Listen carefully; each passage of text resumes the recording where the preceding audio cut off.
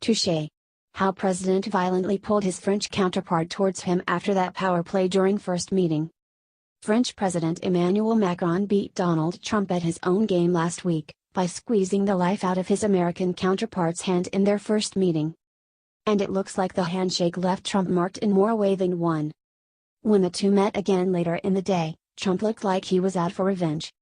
Florin Dolcos, a University of Illinois associate psychology professor, told the Huffington Post that Trump's body language indicated that he wanted to assert himself as the most important world leader greeting Macron. Video shows the moment that Macron approaches a group of heads of state, including Trump, at the new NATO headquarters in Brussels on Thursday.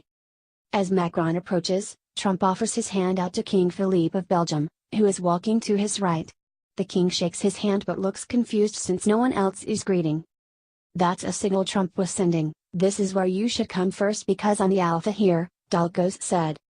Trump then opens his arms as if to beckon Macron into a hug, but Macron dodges and goes to embrace German Chancellor Angela Merkel first. "I think it is a learned behavior. Because typically you don't do that. You do it with people very close to you in national circumstances. Not people you don't really know," he said. In a way it could be seen as a trap. Macron then greets not one but two other men before finally turning towards Trump, who offers his hand out for a handshake. Macron takes Trump's hand, and in true Trump fashion, he's yanked forward in a chainsaw-like shaking grip. In video, you can even see Macron trying to release himself from Trump's grip by putting his other hand on Trump's arm for leverage. When Trump finally lets go, Macron grabs Trump on the other arm and moves away. But Trump gets the final move by patting the French president on the back, making him look inferior. It goes down to asserting dominance. Why he wants to do that? I don't know. It looks, to me, like he is trying too hard. It looks ridiculous, Dolcos said. The leaders' first meeting was just as icy. The pair were addressing a group of photographers and journalists when they shook hands on Thursday.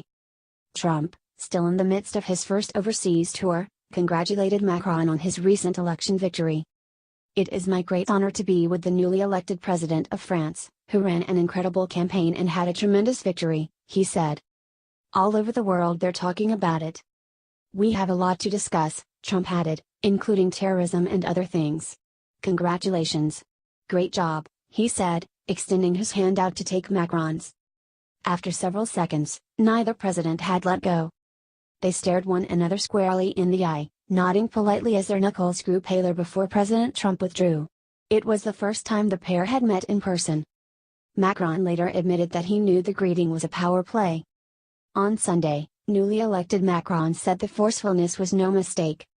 "You have to show you won't make little concessions, even symbolic ones. It's not the be-all and end-all. But a moment of truth. I don't miss a thing, that's how you get respect," the 39-year-old told the Associated Press.